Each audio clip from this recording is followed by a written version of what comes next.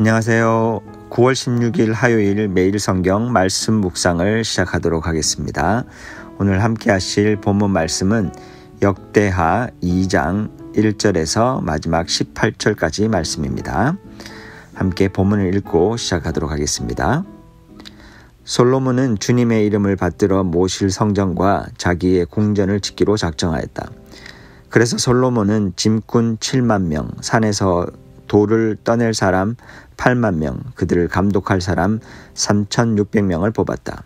솔로몬은 또 두로의 히람 왕에게 사람을 보내서 다음과 같이 부탁을 하였다.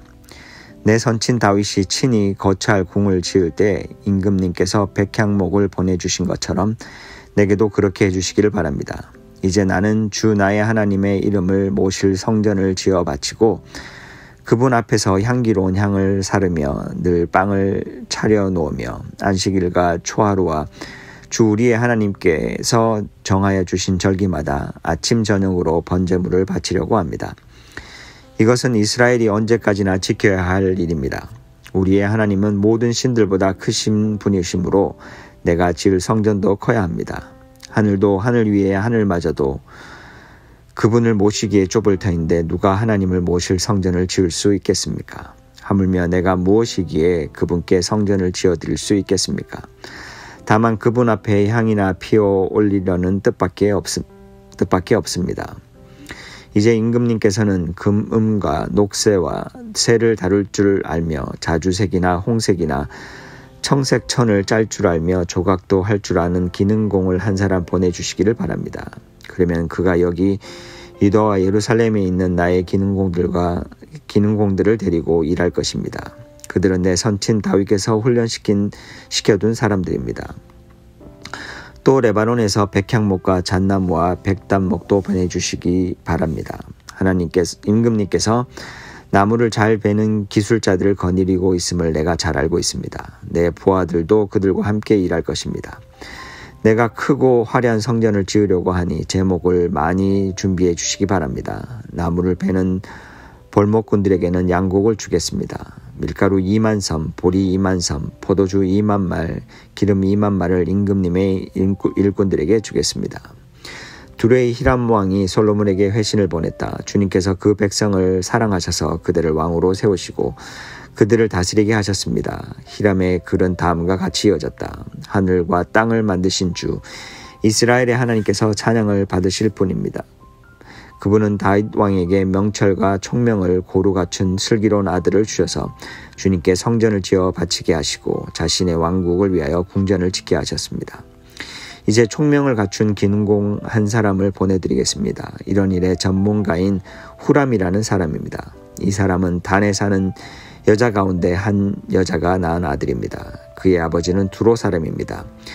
이 사람은 금은과 노새와 새와 보석과 나무를 다룰 줄 알며 자주색과 청색 모시와 홍색 천을 짤 줄 알며 모든 조각을 잘합니다. 어떠한 것을 부탁받더라도 모든 모양을 다 만들어낼 수 있는 사람이니 왕의 기능공들과 내 상전이시며 임금님의 선왕이신 다윗의 기능공들과 함께 일을 하게 하십시오. 임금님께서 말씀하신 밀과 보리와 기름과 포도주는 내 일꾼들에게 보내주십시오. 우리가 레바논에서 임금님께 필요한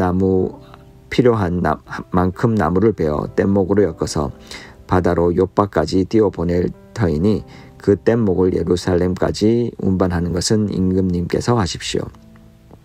솔로몬의 아버지 다윗이 전에 이스라엘 땅에 살던 이방인의 인구를 조사한 일이 있는데 솔로몬이 다시 조사해보니 그 수가 모두 15만 3,600명이었다. 그 가운데서 7만 명은 짐꾼으로 뽑고 8만 명은 산에서 돈을 떠내게 하였다. 그리고 3,600명을 뽑아서 백성이 하는 일을 감독하게 하였다. 오늘 본문은 솔로몬이 성전 건축을 위한 준비 과정을 자세히 설명합니다. 이 본문은 단순히 성전 건축을 위한 물리적인 준비뿐만 아니라 이스라엘과 이방 민족 간의 관계 그리고 하나님 나라의 본질에 대한 중요한 영적 교훈을 전달하는 부분입니다. 본문의 초반은 솔로몬 왕이 성전 건축을 위한 기물 제작을 위해 두로 왕 히람에게 요청하는 장면으로 시작이 됩니다. 솔로몬은 두로 왕에게 요청하며 성전 건축에 필요한 기능공과 자재를 제공해 줄 것을 부탁합니다. 이때 중요한 인물로 등장하는 것이 바로 후람입니다. 후람은 두로 사람으로 납달리 지파의 가부의 아들로 혼혈인이었다라고 열왕기상 7장 13절 14절에서 찾을 수 있습니다. 그는 뛰어난 금속 세공 기술자였으며 성전의 중요한 기물들을 만드는 데 참여하게 됩니다. 후람은 혼혈인이지만 하나님이 그를 통해 성전을 위한 중요한 역할을 하게 하신 것입니다. 이는 하나님의 일에 이방인도 사용할 수 있음을 보여주는 장면입니다. 성전 건축이란 단순히 이스라엘 왕국의 부흥을 의미하는 것이 아니라 하나님 나라의 확장을 상징하는 일이기 때문에 모든 민족과 백성이 함께 참여할 수 있음을 보여주고 있는 것입니다. 이어서 두로왕 히람은 솔로몬의 요청에 응답하며 후람을 보내고 필요한 자재를 제공하겠다고 약속합니다. 이를 통해 우리는 솔로몬의 뛰어난 외교 능력도 확인할 수 있습니다. 이스라엘은 그 당시 농업 중심의 민족이었기 때문에 고도로 발달된 세공 기술이나 건축 자재를 만들기에는 한계가 있었습니다. 그래서 이방 민족들과의 협력을 통해 필요한 기술과 자재를 확보하고 성전 건축을 진행하게 된 것입니다. 본문의 마지막 두 절은 성전 건축에 참여한 수많은 이방인의 수가 기록되기도 합니다.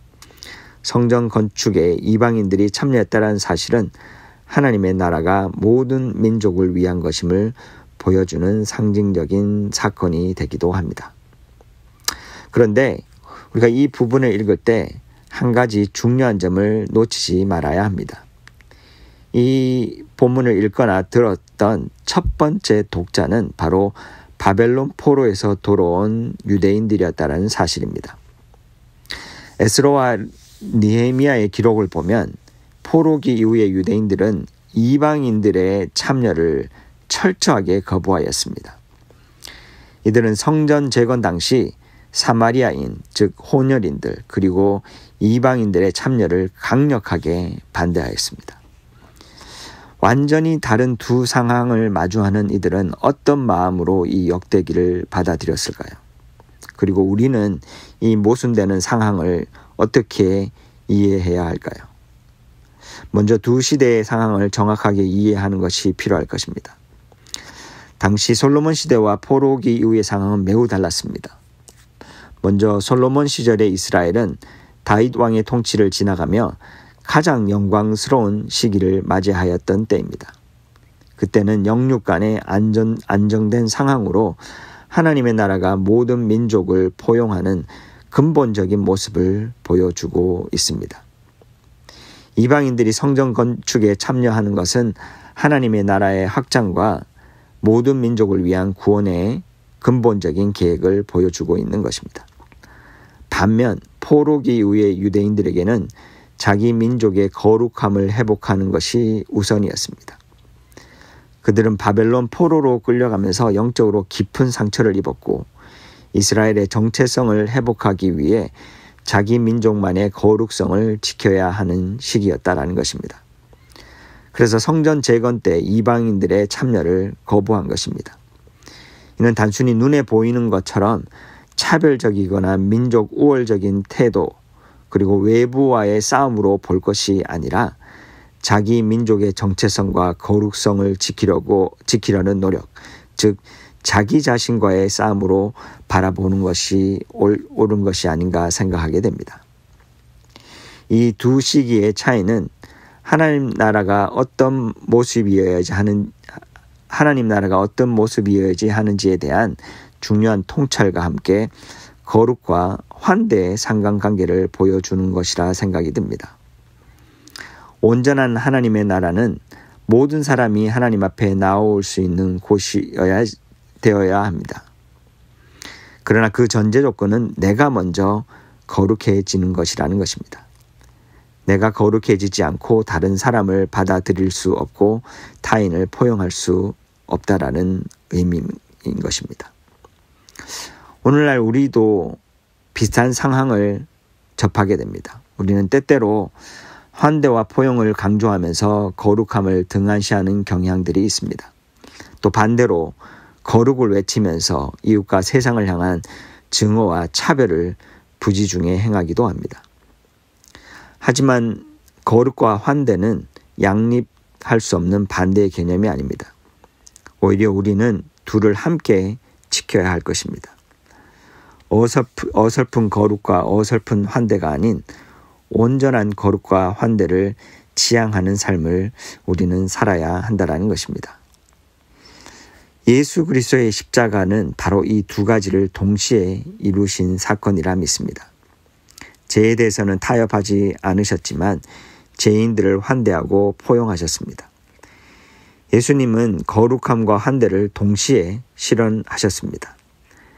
나 자신에게는 철저히 거룩함을 추구하되 다른 사람들에게는 환대와 포용을 베푸는 삶이 바로 십자가의 좁은 길이 아닌가 생각하게 됩니다.